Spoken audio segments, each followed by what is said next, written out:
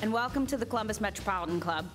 My name is Deb Hackathorn. I'm a member of CMC's Board of Trustees, and I am also the head of Ohio Civic Point, which is the government affairs arm of Frost Brown Todd Law Firm. Today's forum, with a very interesting title, Andy, Servants, Companions, and Dinner, the Human-Animal Relationship. It is presented today in partnership with the Ohio Agricultural Council. They are represented here by many friends and associates. Please join me in thanking them for their support.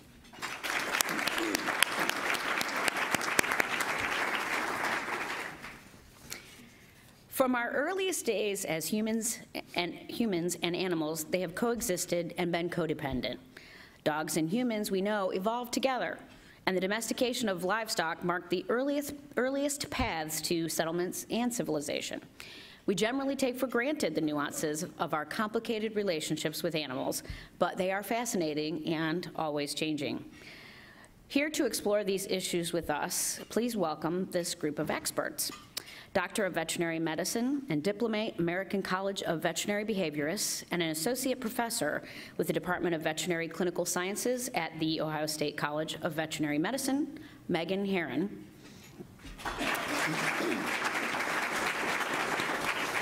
The Executive Director of Canine Companions for Independence from our North Central region, Meghan Koester.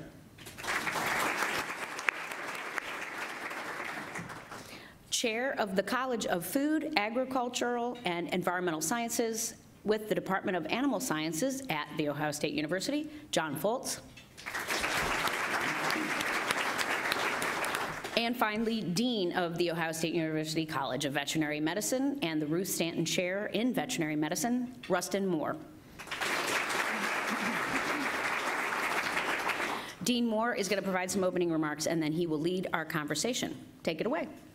Great. Well, hello and good afternoon, and thank you for being here. Thank you for coming out on what some considered a really bad weather day. We really look forward to engaging you in a very interactive, interesting, and informative panel discussion. I would like to thank everyone here for the invitation, and certainly people that I know contributed, which is Carol Newcomb-Aludo, as well as Andy Campbell and others. And there's a lot of our partners here in the room, whether it's the College of Food, Ag, and Environmental Sciences, Ohio Farm Bureau, Columbus Humane, and many, many more. I'll begin by providing some brief background foundational information that I hope will set the stage for a very robust discussion, and perhaps share some startling facts, things that I was startled by as I started preparing for this. I'll also then start by engaging this esteemed expert panel here in some questions that hopefully will be thought-provoking for you and also raise your curiosity. During the last 15 minutes, we will have some real fun because we will unleash you, no pun intended, in answering some very challenging questions in more of a cross-examination style event. And I do, as host and moderator, reserve the right to defer, delegate, or ask you to answer your own question.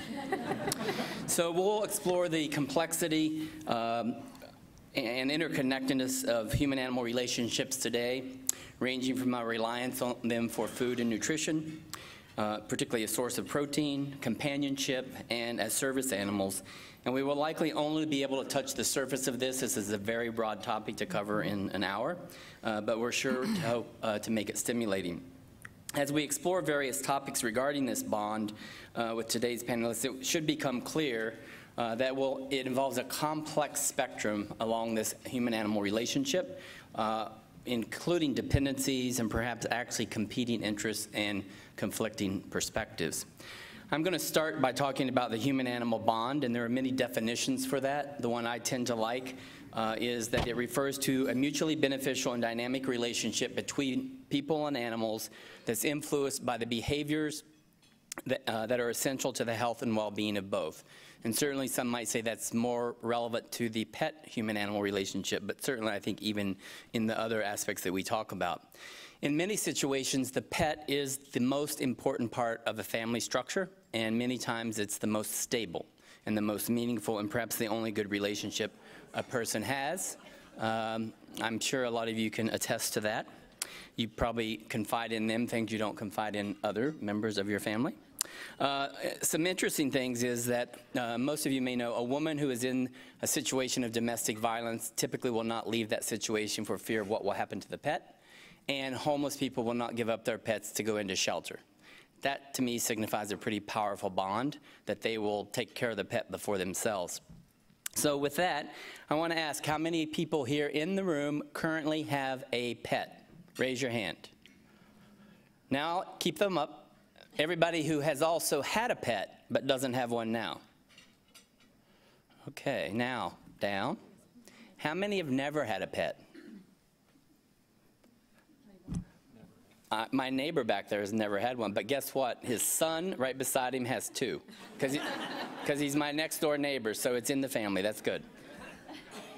So actually, approximately 70 households in the U.S. have at least one pet or companion animal, which is a significant number. And in 2017, there were over 95 million cats and almost 90 million dogs that were owned and in households, which is pretty significant. And actually, in a poll in 2016, 95% of pet owners consider their pet part of the family. Some of them more important than their human counterparts. More than 75% of children actually have pets. And here's a really startling and sad statistic to me. Children are more likely to grow up in a household with a pet than with their biological father or siblings. So think about that. And you can imagine the importance of that pet in that child's life as it's growing up. And to that point, 7- and 8-year-old children actually view pets as more likely to provide them with self-confidence, serve as a confidant, and provide them with enhanced self-esteem. So clearly pets provide a great benefit. Actually, in the U.S., in this past year, people spent almost $75 billion on their pets. Only 25% of that was for veterinary services. The rest was food, clothes, costumes, airfare, spa, daycare, toys, and yes, I do that. So that's something that's pretty important purely from a financial perspective. I do want to mention that because of that, the power and strength of that bond, I'm really proud of Columbus. Franklin County's only domestic violence shelter is moving to a new location. And I don't know how many of you have seen the article, but they will provide kenneling space for pets of those individuals. And I want to big a shout out to Rachel Finney, the CEO of Columbus Humane, who played a big role in that. That shows to me that Columbus is progressive in that area as they are in many other areas. Real quick, want to move on to Zoea. It's a fancy term used that shows that there's an increased health benefit on people by interacting with an animal. It could be for intermittent periods of time, physically, emotionally, socially, psychologically, behaviorally, etc. And there's a lot of evidence I could go through, which I don't have time for, but certainly maybe if you're interested during questions, certainly in the areas of autism, Alzheimer's, dementia, and post-traumatic stress syndrome, among others. So the other thing that I wanted to talk about briefly is, why is this important? It's important because, in my mind, the healthcare professions don't really understand the importance of that, and I'm talking about non-veterinary healthcare professions. They're starting to learn more about it, and the more we can educate them about the importance of this, the better our health will be. And I have a number of action items that certainly anyone interested I could talk to you about. But because this is not about me, it's about our panel, I wanted to move on. I'm going to start with some startling facts, and these are really going to be geared toward John to start with. Because I provided them. No? You did, but I actually chose some other ones. So, okay, the U.S. produced 52 billion pounds of meat in 2017. The average person in a year in the U.S. consumes 222.2 pounds of meat per person. If you look at, I think the way I interpret this next quote, or this next stat is, this is in hamburger equivalents, not true hamburgers. But the average American will eat the equivalent of 800 quarter pounders in a year, or 2.4 per day. I only eat 2. estimates are that we will be adding 1 million people per week to the world population for the next 40 years, and we'll need to produce more food over the next 40 years than we have in the last 500 because of the reliance on animal-based protein. And in 2016, over 40 billion food animals were produced to help feed a population of over 7 billion people, resulting in trillions of pounds of animal-based protein being produced. And that's projected to increase 50% by 2025. So with that, John, I have some questions for you.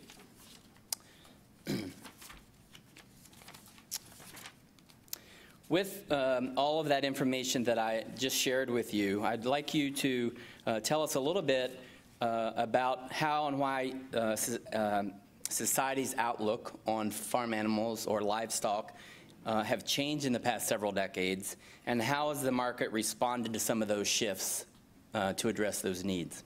So, great question, Dean Moore. So the preface that you heard from the Dean talked about how our outlook on animals has changed. And when people find out that I'm the chair of the Animal Sciences Department at Ohio State, I tell them that society's relationship with animals is very complicated. And it was indicated by the title of our presentation today, servants, pets, dinner, okay? That's a spectrum. And it's becoming more complicated today because when I first started teaching my first class at a university, 2% of America's population was involved in production agriculture. Today it's less than 0.5%. And so people love what's served on our plates, but they kind of don't know how it got there. I mean, they do, but actually surveys show that they don't. You know, you go to the grocery store and you buy a steak and people don't really think of that as coming from a cow or a steer. And so that's actually good and bad. It's great for us in agriculture that we have done such a good job of producing it, but then people disassociate it with where it came from. So to your question, I think that complex relationship that we have presents some real challenges. Dean Moore outlined the fact that we've got to feed more people today. And what do we know about people in developing nations? As they get more income, they want to eat higher on the hog, literally and figuratively, which means more animal protein. And so we at Ohio State are engaged in helping make that happen with new technologies and new research. But we're also challenged to do that in a fair and equitable manner, both for sustainability and for the animal. And so that, I think, is what has changed, Rustin. I started my career after I graduated from Ohio State. I worked for Rustin Purina. You folks are familiar with them, the checkerboard company. I sold livestock feed. And our measure of efficiency in livestock production at that point was, are they producing lots of meat, milk, and eggs? Animal welfare was not a measure that was part of that measurement. Today, that is not the case. We have faculty in my department that do research in the animal welfare area. Society wants us to do things a little differently. They want to make sure that we treat our animals well, that we give them plenty of space, that we maybe allow them to interact in the environment like they would in nature. So I'll use poultry. We ate chicken today for lunch. A lot of movement towards colony cage rather than just small cage layers so that they can interact in a setting more similar to what they would in the wild, where there's an actual pecking order. That's where that comes from, is poultry. And so put them in a larger cage where they're allowed to do that. But what the trade-off there is efficiency.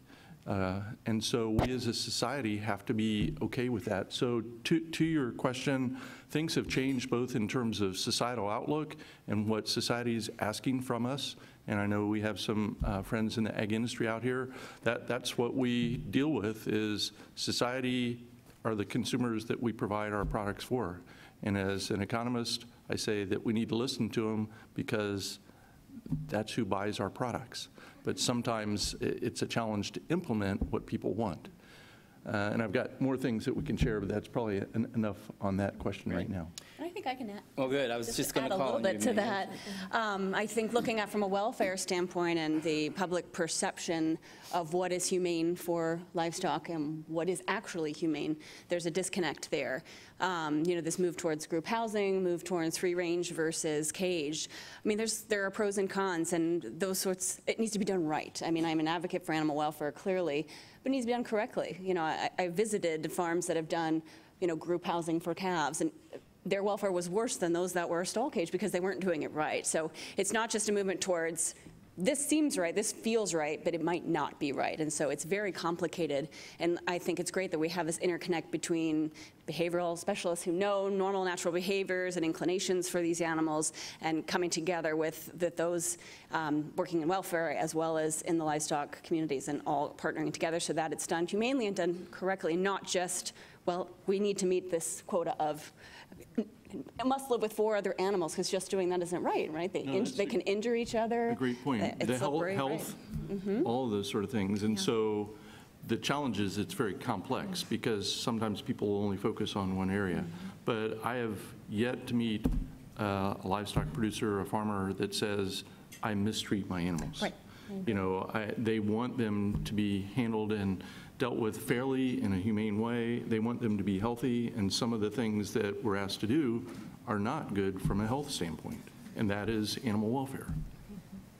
Just as a follow-up question, I think related to this is obviously there's a need for more livestock production to feed this growing population, but could you speak also about perhaps some of the risks, certainly around the globe?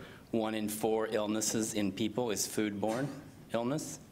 And what do veterinarians or what do animal scientists do to help prevent that and preserve food safety and security? So great area, an area of huge debate right now, antimicrobial resistance. There's a lot of stones that people throw. So sometimes the medical community says it's all the livestock people that are at fault, and some of our people in the livestock community say, oh, it's all the physicians that wrote scripts for the cold that the soccer mom wants, and it wouldn't have affected it anyway, but it causes antibiotic resistance. So bottom line is, it's a very important problem. It's something that we're working on addressing through management. But to your point, zoonotic diseases that can pass back and forth from animals to livestock and vice versa are of a concern. Antimicrobial resistance is a huge issue. I was speaking at the table before lunch. The Veterinary Feed Directive that recently came out is attempting to control that to some extent. And so there are things that we can do from a management standpoint that can assist and make sure that we don't have to use as much antibiotics in our feed. I will say that when I started with Purina, we regularly put antibiotics in our feed because it is a scientific fact that it is a growth promotant. You can get more efficiency by having an animal on a medicated feed. The downside of it that we didn't know 30 or 40 years ago is that you have antibiotic resistance that comes as a result of that. And so today we've really put the brakes on that. The veterinary community is assisting us in our research in our department. We're looking at those sort of things and we take it very seriously. And so we're trying to come up with other ways that we can deal with that. Microbiota, we've got faculty that are looking at gut health, and are there things that we can do microbiologically that can prevent us from having to use antibiotics? I'm really glad that you didn't say that people blame veterinarians, just the human health care and the agricultural side. There's plenty enough blame to go around. It just depends on who's throwing the Actually, tomatoes. it was a good opening just to say that actually it takes everybody. It takes the veterinarians who are prescribing for animals. It takes the people working in animal production agriculture. And it takes everybody in the human health care, not just physicians, pharmacists, nurses, and others. And I'm very proud that at Ohio State we have one of the nation's, if not the world's, leading group of people across many colleges, including food, ag, and environmental sciences, nursing, medicine, pharmacy, vet med, and others. So I'm glad you touched on antimicrobial resistance. I want to move on to Actually, I'll move on to Meghan Koester, since Dr. Herron was already kind enough to step up and say a few things. So Meghan, I learned recently reading some information that canine companions here in the North Central region receives about 1,500 applications per year for a service dog. We here in Columbus, or in the North Central region, we are able to place about 50 to 60 per year. It does, so what happens is puppies are born, purpose bred. At 8 weeks of age, they are adopted or fostered by a puppy raiser for 18 months. Then they go through a very sad ceremony. I've been to them, and first one I didn't take Kleenex. After that, I take a lot of it. Those puppy raisers give that puppy back after 18 months. It goes into another 6 to 9 months of training, and then it go like this one gets ready to get paired. And it costs about $50,000 to train one to get it to that point, and certainly the people who are paired don't get charged for that. So knowing that and knowing some of the struggles, but also some of the successes. I would like to know if you could let the audience know, how do you think a service animal impacts individuals differently than a pet or a companion? And also, what is the difference between an emotional support animal and a service animal? Great question, and this is a big question that we answer often. So, a service animal is defined as a dog or an animal that provides a service to someone with a disability. And an emotional support animal provides a lot of things and a lot of care and a lot of attention, but isn't actually trained to do it. It's just the natural bond that takes place between animals and humans that we are so grateful to now be studying and understanding at a much higher level. So for us, defining that difference is a big deal because it means the world to our graduates. Those 50 or 60 graduates that we will have this year from our 14-state region are graduating because they need that dog every single day to help them get ready for their day, or to take public transportation, or to go to the hospital for their medical treatments, or to go to dinner with their family, or to go to school, or to go to the airport. And so that dog is there with them to help them do tasks to get through each piece of that. And that's really important, and these dogs are specifically trained for 2 years to do that.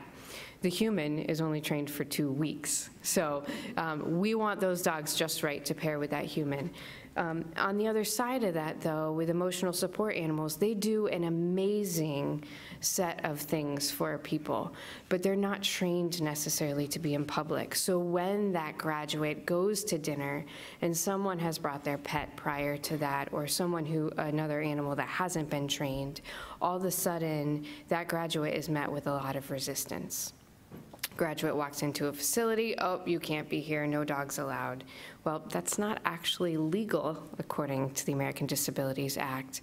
And by the way, this is a fully trained service dog. So it has created an issue where our graduates on any given day, and more than once a month, 60% of our graduates are stating now that more than once a month they are out in public and they are confronted with a situation where either a pet dog is out, and that is fine, just not able to interact well with a service dog, which causes a commotion and disrupts things, and or walks into a facility that has had a bad experience and is now challenged with wanting to let the graduate and the service dog together.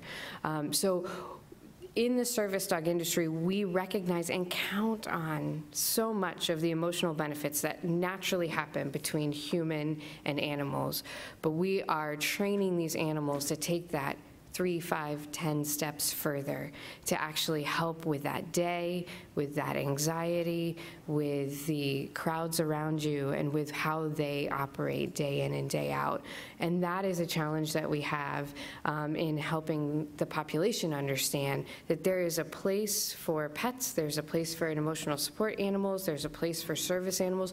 They are all crucially important. They also all have their place where they're meant to be.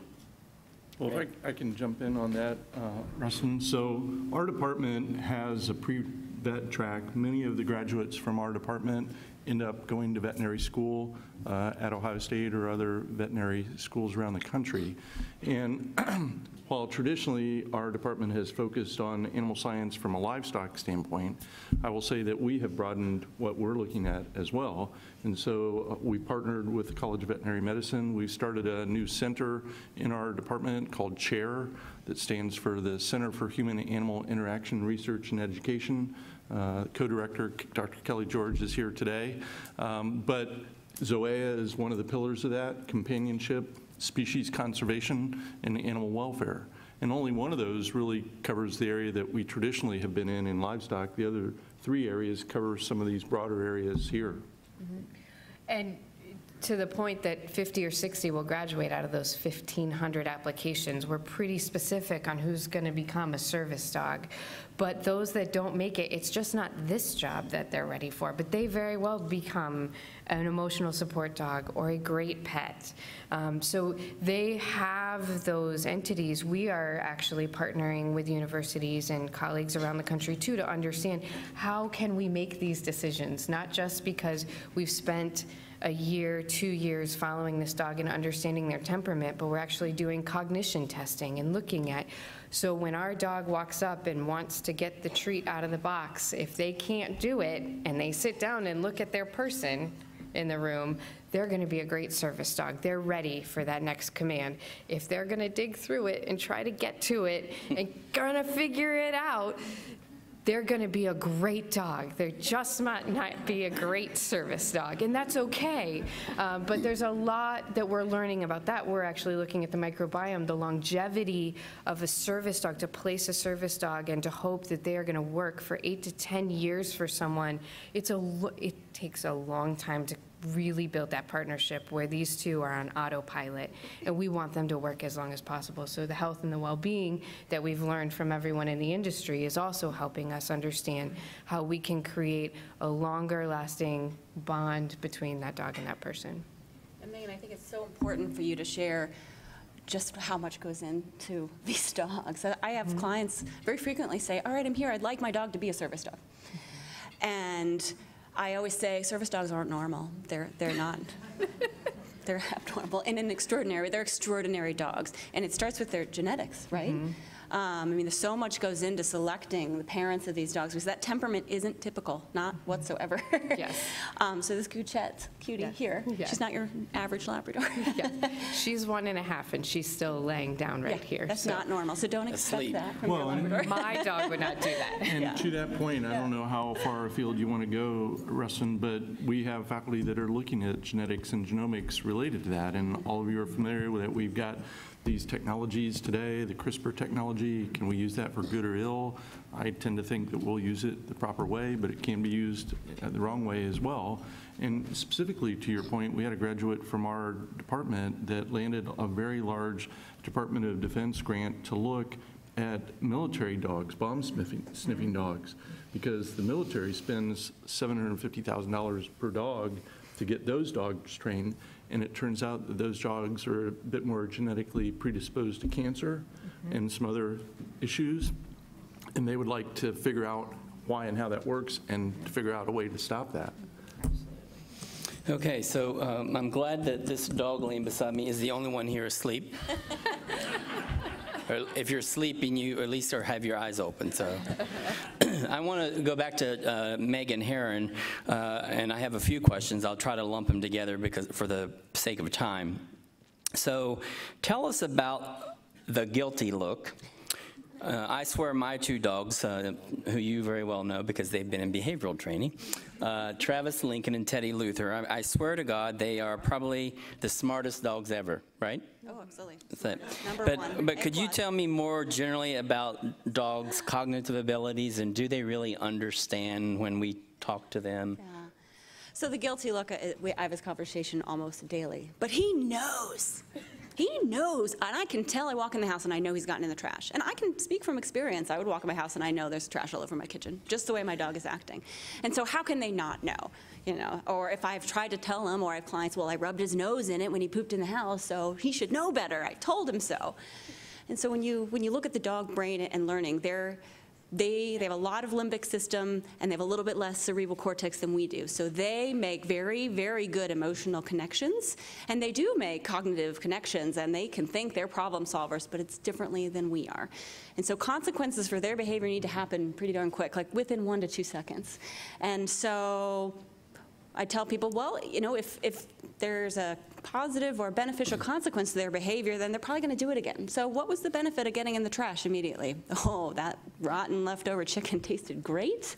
Or I really have to go, and peeing on your bed felt really good. And so that was that's what's going to keep that behavior going. Coming home 3 hours later and scolding them, yelling at them. Or sometimes some of our pets are so sensitive that just your disappointment, you know, those of us who don't take it on our dogs or understand that we're still like, oh, I just washed that duvet and cover. I mean, this just happened to me last week. First my kid pees the bed, then my dog pees the bed. So it's a lot of laundry, and you can't help but go, inside. And some of our pets are that sensitive that they hunker down and walk away because they're that receptive to us. I mean, dogs evolved through a process of domestication that involved staying close to humans, to showing those big eyes and those other neotenous characteristics or juvenile characteristics that drew us to them. So we get a nice dopamine release when we see that. So we become addicted to our pets. But they've learned through thousands of years what sort of behaviors appease us, what may settle us when we're feeling upset and angry, and that tilts of the head, puppy dog eyes, ears back. You know, it's been, you know, processed through thousands of years to get that way. And I say the guilty look of people say, well, they know they did wrong, and they're not moral creatures, right? They learn from experience and consequences. And so Alexander Horowitz is a scientist who's done some great research on the guilty look and other cognition studies, and she did a test where, you know, she had dogs in a room and there was food on the table, and she had the owners leave the room and then come back. And some of them, so the dogs never ate the treat in one experiment, but some of the owners were told that they did, and some were told that they didn't. It didn't necessarily mean the truth. And then they measured the dog's behavior based on that, and they still showed the guilty look, even if they didn't do it. So. And then I have a lot of clients, I'll say, you know, we talk about house training, and, you know, we talk about trying to set them up for success and interrupt behaviors rather than punish them when they discover them soiling, because you don't want to teach them to be afraid to eliminate in front of you. It's really going to hurt or hinder your house training. And I'll tell people, like, but he knows. I came in the house and I knew he had that, you know, the dog shaming everybody puts up, the little pictures, I pooped in the house or I chewed up my dog. They make me a little sad because these dogs actually, they don't quite understand why someone's upset with them, you know, and they're showing these sort of appeasing behaviors because they're trying to mitigate, you know, that sense of anger or disappointment in their owners. And I say, well, your dog's showing you the guilty look because he pooped on your bed, and I guarantee you, if you took, so I've seen dogs that they say it works, you know, that sort of punishment. I say, well, I bet if you took another dog's poop and put it on your bed, he would still show the guilty look, because they make that association with you coming home and that poop being there, or trash on the ground, or anything that they've done in your absence. They've made the association that when you come home and that stimulus is there, they need to show these appeasing behaviors. So, and I've had people who've done that. They've actually taken another dog's poop, put it in their house. I don't do that. My dogs don't do that. Just to prove, they wanted to prove me wrong, but I was right. So I want to tee up the audience for, in about 4 or 5 minutes, we're going to start Q&A. So start thinking about those questions that that were inspired by something that was said, something you agree with or you don't agree with. I want to ask Meghan one other thing, and that's if she could talk a little bit about, so what we know is that there's about 1 million dogs a year that are euthanized or die because of behavioral problems. I would say the majority of those are in shelters, but also some of those happen in veterinary clinics because someone has acquired a dog and they just, for whatever reason, it doesn't fit the family because of behavioral issues. So could you maybe talk a little bit about why you think that is in terms of the cause? And do you see any change in that recently, and where do you see that going in the future? No, great question. It's a devastating statistic. You know, behavioral problems are the leading cause of death of dogs in the United States, period, more than cancer. And I think you look at what keeps a dog in the home. It's the bond. It's the human-animal bond, and behavior problems are a big breaker of that. Cancer typically doesn't break the bond. Skin problems, unless they're super severe and stinky, might have an effect on the bond, but other chronic issues typically, they probably actually strengthen the bond, right? When we actually care for our pets, I think our bond grows tremendously.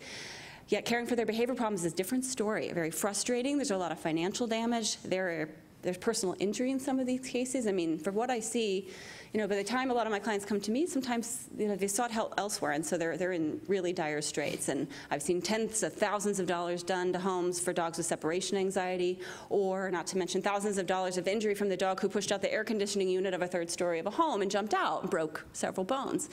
Or dogs that have broken their jaws trying to escape out of crates, or just the frustration. I mean, a lot of people they just can't do it anymore.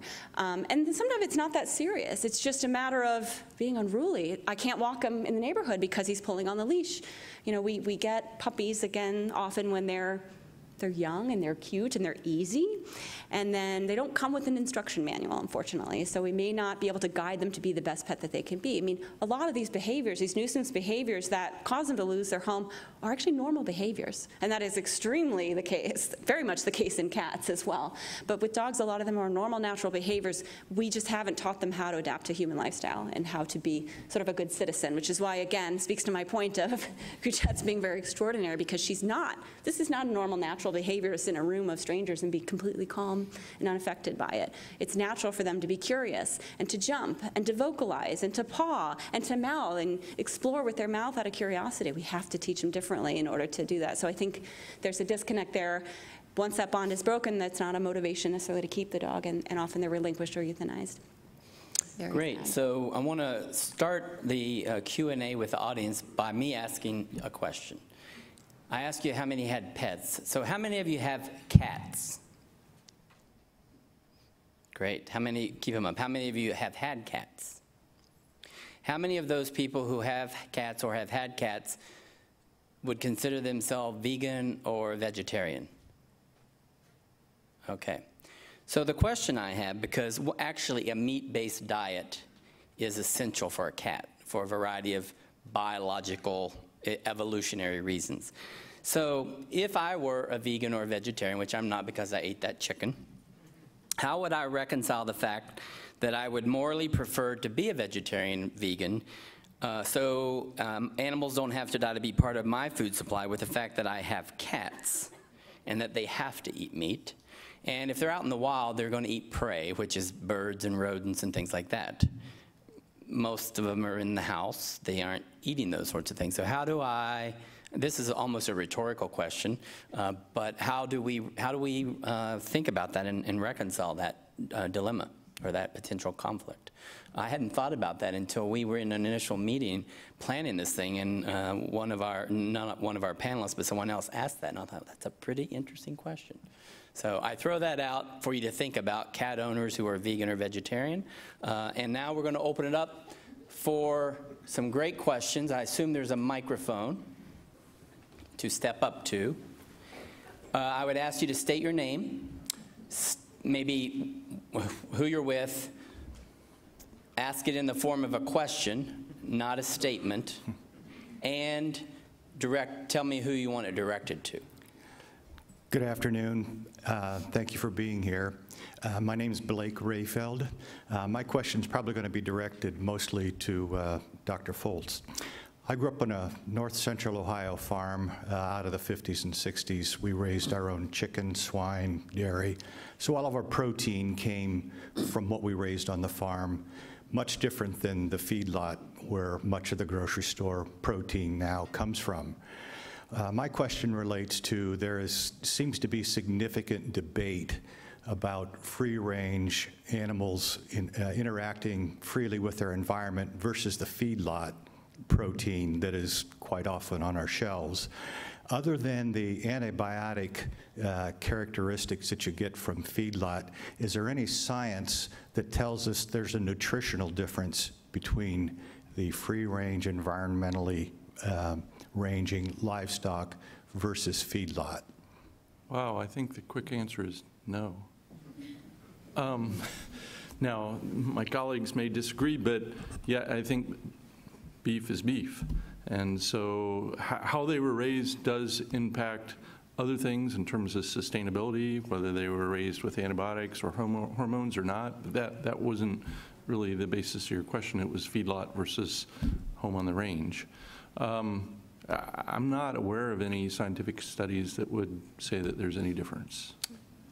I don't know that there's scientific evidence, but certainly those beef that are raised in a feedlot are, the grain is poured to them like crazy, and I think in general tend to have a higher marbling or fat than grass-fed range. So I would agree with that. Yeah, but that's a feeding regime as opposed, yeah, I don't know, but it could have an impact on one's health in terms of cholesterol and other. No, that's very true. And today you can buy grass-fed beef in the grocery store just like you can buy well-marbled beef, which was probably raised in a feedlot. And it's that trade-off of nutrition versus possible good nutrition versus taste and preference.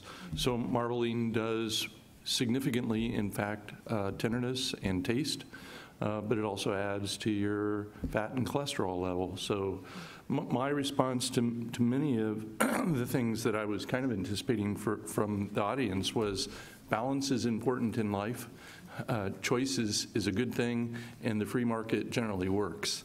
So all of those would maybe address your question that people have the choice today to buy either feedlot fed beef or free range or a whole variety of different things. So to Dr. Moore's point, yeah, I think nutritionally there could be differences based on what the animals were fed. So we have about 10 minutes left, so it'd be nice to get at least the 3 questions of the people standing. So we'll go through those quickly with sort of concise answers, and maybe more people could step up to the mic.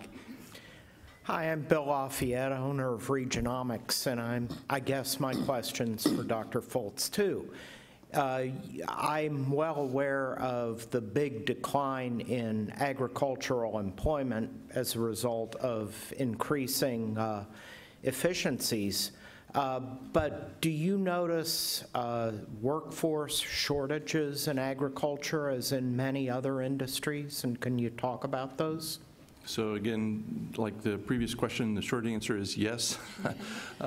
We do see significant shortages in a lot of agricultural operations for a whole number of reasons that we can talk about over cookies afterwards. But part of it is the type of employees that many of our integrated livestock operations are looking for. And so actually our dean who is here, Dean Kathan Kress, has put together a workforce development task force of which I'm a member, looking at some of those issues of how we help to serve our stakeholders. And so yeah, it's a challenge, and it's the trade-off. Bottom line is it's do you trade capital for labor? And so one of the things that I'm putting a push on is to put in a robotic milking system at our dairy on campus that will put some students out of work. But from an efficiency standpoint and from a data standpoint, it's amazing the amount of data that it generates. So anyway, it's supposed to be quick, sorry. Next. Yes, thank you for coming. This was a great presentation. I really enjoyed it. You touched on service dogs, that the law requires apartment owners and airplanes and so on to allow the service dog, and I think that's very just. But I noticed there's been quite a bit of abuse with emotional support dogs. In fact, you can get on the internet and get a collar that says, for your dog, that says emotional support. And in many high-density apartments, for example, it's not practical to have a 110-pound dog. My dad used to say, big shovel, big dog. What are the laws concerning emotional support dogs compared to service dogs? Great question, and actually some of them are still being put into play. So the ADA, talks about what a service dog can do, and then that does differ along with emotional support animals are supported in airlines and in housing. So they're still working on defining where emotional support dogs can go. We have a governing body, the Assistance Dogs International, which helps govern the training that is required and the public access testing that is required to deem a dog a service dog. They are now putting together an international format to further define where emotional support dogs should and should not be able to be around, because it's become something that our country is just now seeing a lot more. I will tell you, we've seen this in Europe and in other countries for several years, but it's now more prominent here. We're trying to find those places. There's also a deviation between an emotional support dog and a therapy dog. So an emotional support dog is a dog that we own, that we are utilizing to help ourselves, and a therapy dog is maybe a dog that I own, but I have trained to become a therapy dog that I'm now taking to hospitals or assisted living entities, and they are providing that comfort and emotional support. So the longer the conversation goes on, the more deviations we receive. And then the other problem is when we look at how do we verify that this is a service dog, we have not been able to do it at the federal level. So it is still state by state that we are going through and passing legislation in order to say, we want this patch to be prominent to say this is in fact a supported assistance dog entity. So it is a challenge and a place for advocacy for us right now. Great, thank you. Next, please. Thank you. Lori Overmeyer, proud lifetime member of CMC. This question is for Dr. Moore. Dr. Moore, I'm struck about the kindness that our veterinarian shows us relative to our cats and the very difficult conversation we had to have several years ago when one of our cats had to be put to sleep. I'm very familiar with your program that you do with Life Care Alliance, where you have the senior pet program and the veterinary students go in and help seniors with their pets.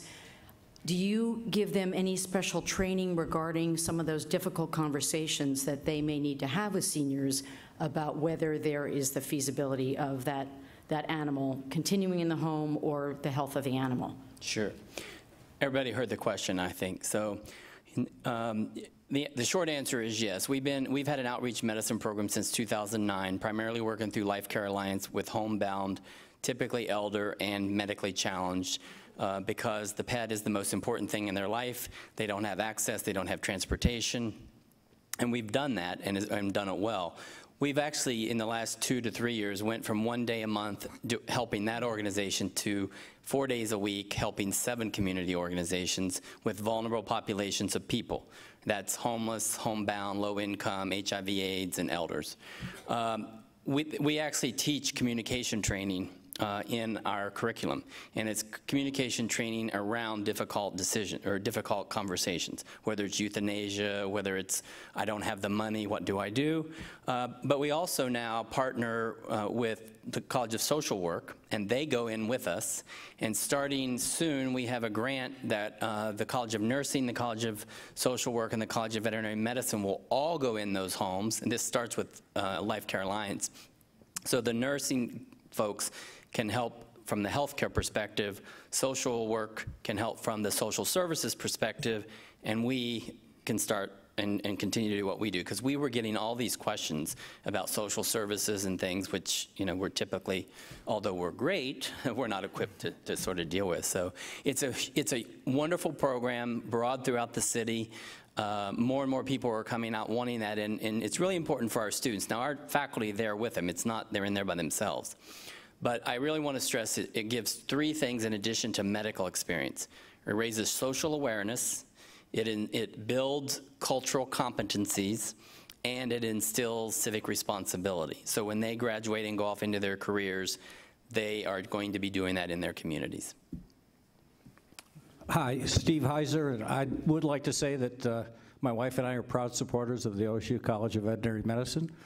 And, but I would like to ask you, if you have multiple animals, multiple dogs or dogs and cats, how does that change the dynamics of the animals and of the humans in the family? Excellent and complicated question. I don't have a short answer for that. I mean, living with multiples is always going to pose a challenge. Just like the more people, more roommates you have, the more conflict you're going to have, or more potential for conflict. Most of us who are animal lovers are multiple animal lovers. So we have multiple cats and multiple dogs. We're living with dogs and cats, and I can actually show you a great video of my dog and cat wrestling and chewing on each other, which isn't always the case. Sometimes our pets can be a threat to each other.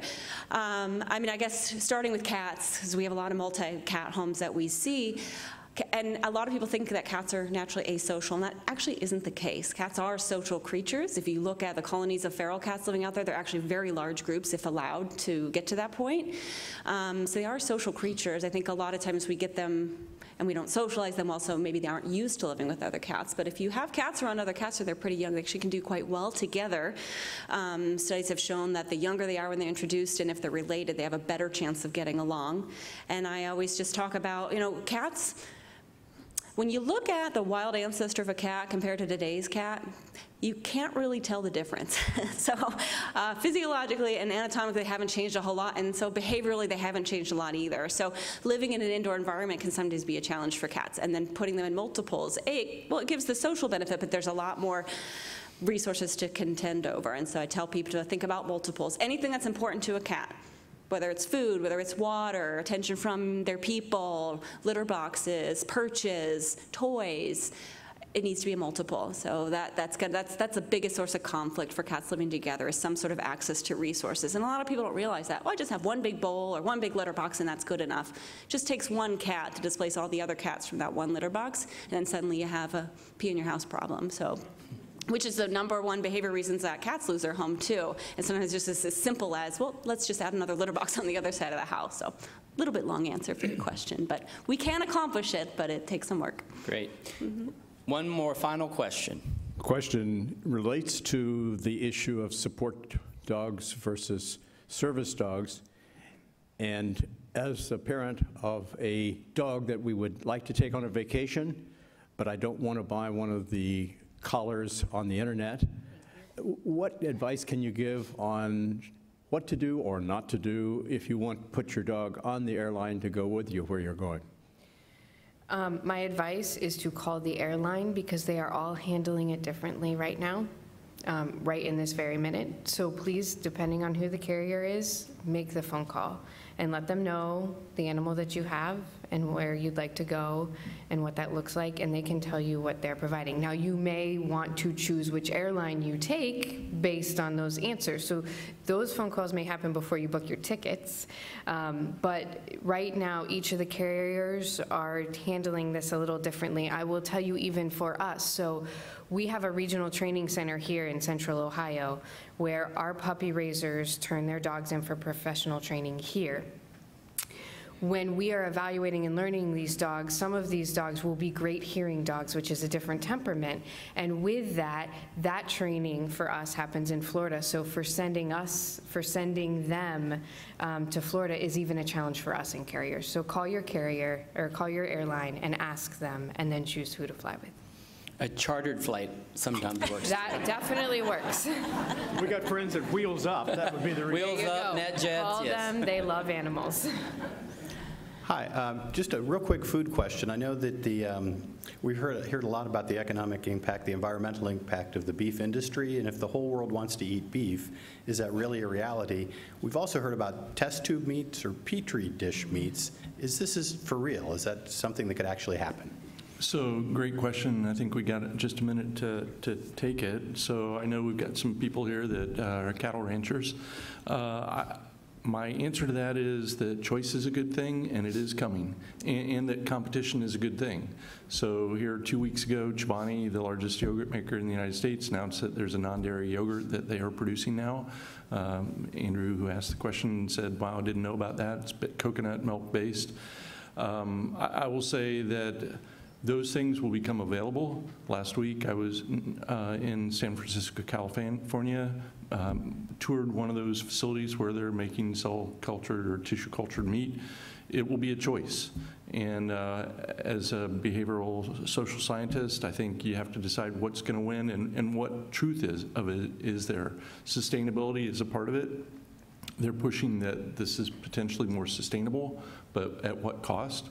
So Just was the company that we toured. They had, based on plant protein, they have a mung bean egg replacement today that you could not tell the difference between regular eggs, but the equivalent is $17 a dozen. Okay, so that's the trade-off that people have to deal with. And then there's the thing of, oh, I don't like science and GMOs. I love sustainability. Okay, so are you going to eat cultured meat? because there's a lot of science that went into that. So would I eat it? Sure, I'll eat it, but I like my steak. Thanks. So I'd like to thank all of you again for being here and for being so engaged. Certainly thank our panelists. I hope you found it engaging. I hope you walk away with some questions answered, but many more, so that maybe we could get invited back sometime. So thank you very much.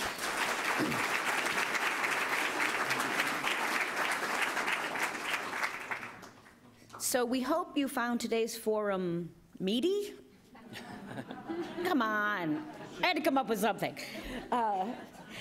Thanks again to our partners, the Ohio Agricultural Council, for their sponsorship today. And finally, let's thank our panelists, Meghan Herron, Meghan Koester, John Foltz, and Rustin Moore.